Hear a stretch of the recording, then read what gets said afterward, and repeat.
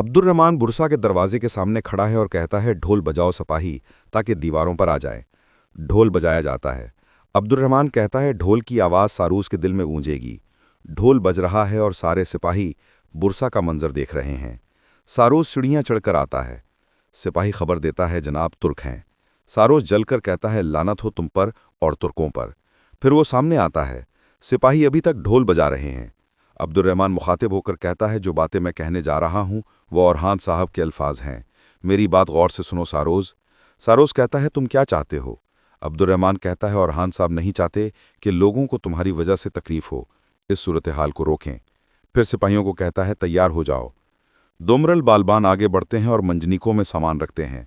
Abdurrahman कहता है, इसलिए वो अपने ही लोगों के लिए मदद का हाथ बढ़ा रहे हैं। और फिर हुक्म देता है, फेंको। फौरन बालाबान रसा काटता है और कहता है, जिंदा रहने वाली ज़ात अल्लाह की है और सामान अवाम में गिरता है। दुमरल कहता है, हक ज़ात अल्लाह के, और सामान फेंकता है। सामान अवाम में जा गिरता है। फिर हुक्म आता है, फेंको। मजीद सामान अवाम में गिरता है। एक औरत सामान के पास जाकर खुलती है। सामान में एक मकतूब मिलता है जिस पर लिखा है, मैं औरहान सरदार हूँ। मैंने आप यानी बुरसा की कीमती लोगों की बीमारियों के लिए इलाज भेजा है। मैं हर हालत में आपके साथ रहूँगा, आपके साथ इंसाफ के तहत पेश आऊँगा। मैं चाहता हूँ कि आप ये जान लें, गवर्नर सारोज इमदाद को रोक रहा है। वो आप लोगों को मरने के लिए छोड़ रहा है। ये जान लें, सलामती से रहें। औरत बताती है, ये इलाज है, ये इलाज है। सब लोग इलाज उठाने लग जाते हैं। हर कोई कहता है, उन्होंने मदद भेजी है। वो आपा में मदद को बांट रहे हैं। सब लोग बांटने में मसरूफ़ हैं। इधर अब्दुर्रहमान सारोज को कहता है, ओए सारोज, हम काई के लोग जुल्म करके आबाद नहीं होते। हम लोगों के लिए मौत नहीं, जिंदगी लाते हैं। शाबाश है अल्लाह। और पलट जाता है। उसके सिपाही भी पलट जाते हैं।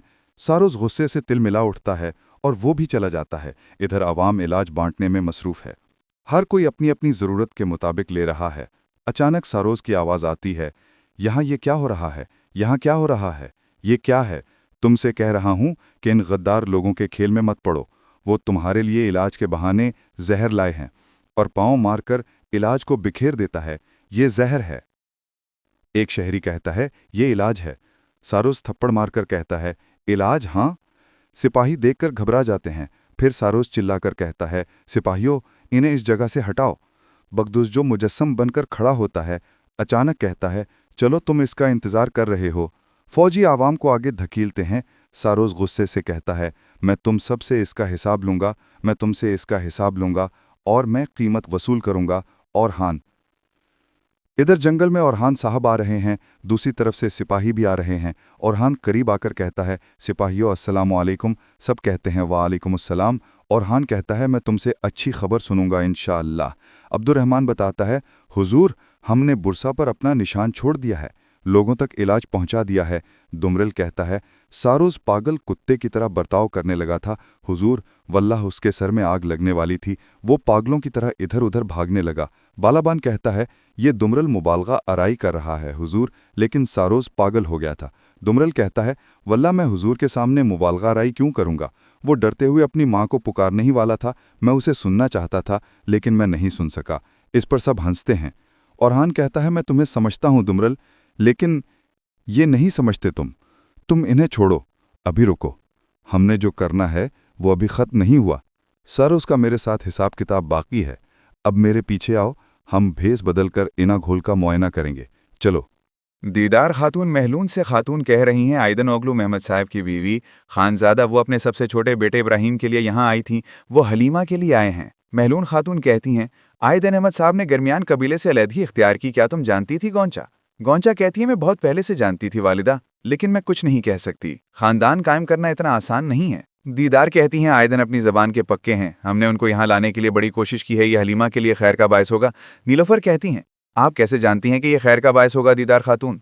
कौन ज़बान का पक्का है और कौन साफ दिल का मालिक है, इस तरह देखने से पता चल जाता है।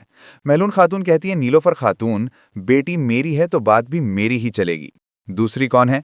एराज कहती है, कारोहान साहब की बीवी गुलांदम खातून, लेकिन खातून वो बड़े बेटे के साथ आई थी, यकीनन वो फातिमा खातून की तलब जाहिर करेंगे। दीदार चौंक कर कहती है, फातिमा खातून? एराज कहती है, जी हाँ। दीदार कहती है, लेकिन कैसे? वो अपने सबसे छोटे बेटे के लिए लड़की की तलाश में थी। महलून खातून कहती हैं, तुम हैरान क्यों हो दीदार?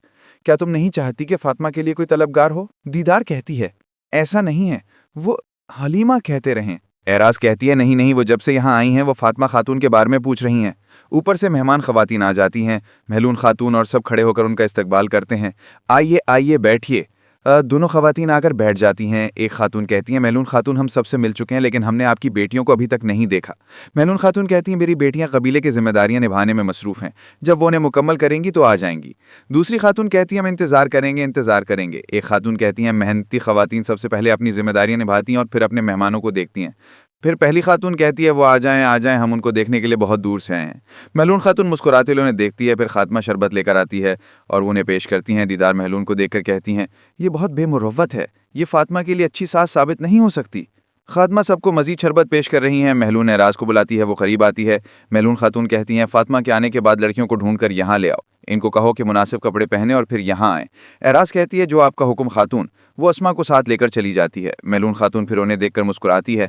اینا گل قلعے میں اورحان اور اس کے سپاہی عوام میں چل رہے ہیں۔ اورحان عبد الرحمن سے کہتا ہے جب تم حالت جنگ میں ہو تو لوگوں کی کیا حالت ہے یہ جاننے کے لیے تاجروں کی دکانوں کا جائزہ لو، معلوم کرو کہ کون سستا بیچتا ہے اور کون مہنگا بیچتا ہے۔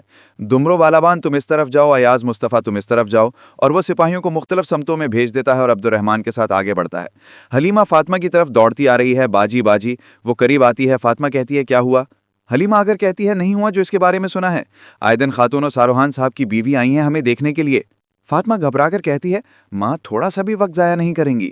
ادھر سے اعراز اور اسما آ رہی ہیں، وہ آواز دیتی ہیں حلیمہ خاتون آپ کہاں تھی، حلیمہ خاتون آپ کہاں تھیں؟ حلیمہ فاطمہ کے پیچھے چھپ جاتی ہے، میں صبح سے آپ کو ڈھونڈ رہی ہوں۔ حلیمہ پریشانی سے کہتی ہے بہن، اعراز کہتی ہے وہاں سے نکلیں نکلیں، فاطمہ خاتون خدا کا واسطہ ہے اس کا دفاع نہ کریں، نکلیں۔ پھر کہتی ہیں مليون خاتون چاہتی ہیں مناسب کپڑے پہن کر وہاں آ جائیں، آپ کے طلبگار آپ سے ملنے کے لیے آئے ہیں۔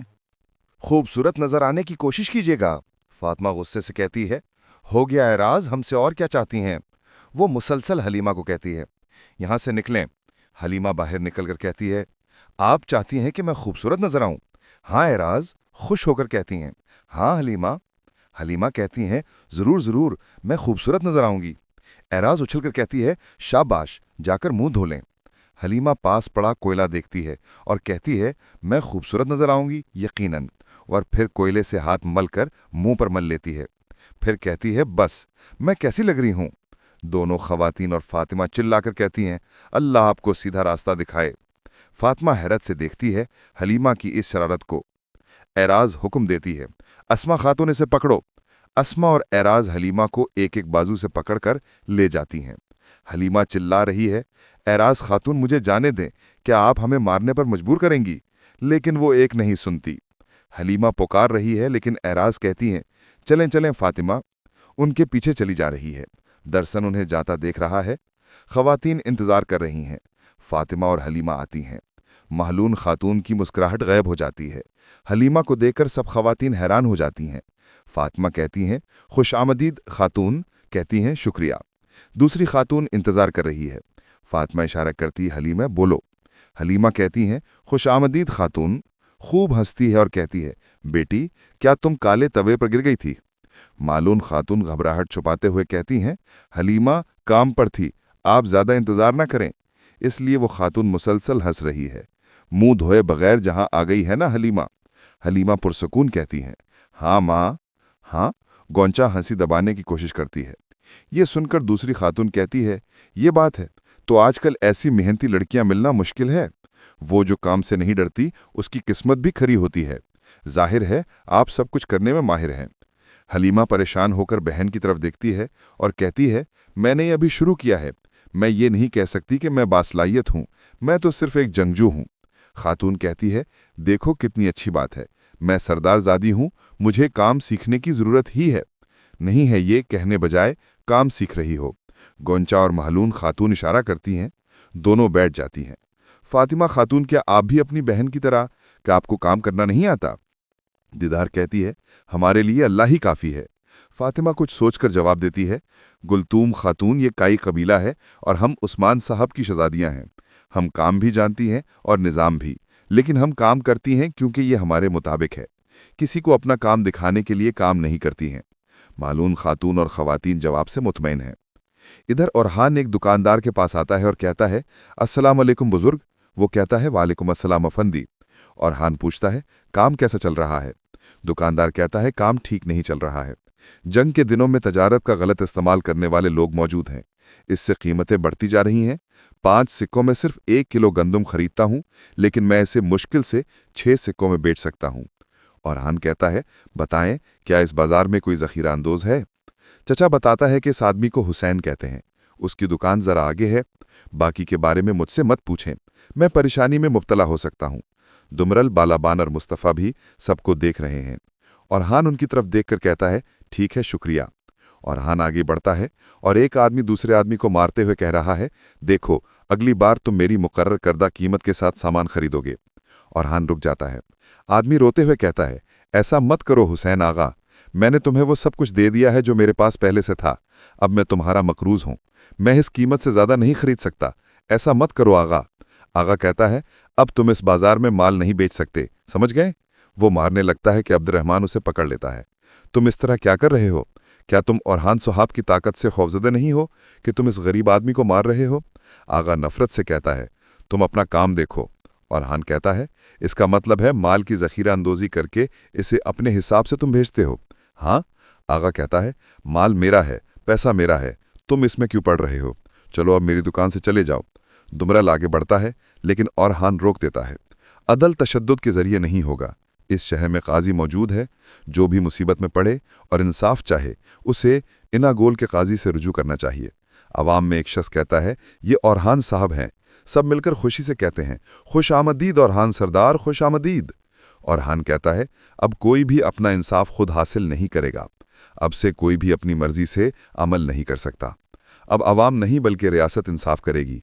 अब रियासत ने यहाँ जो देखा, ये डाकू रियासत के सामने जवाब देगा। नारा बुलंद होता है, औरहान साहब जिंदाबाद, अल्लाह आपको सलामत रखे, अल्लाह आपसे राजी हो, औरहान सरदार।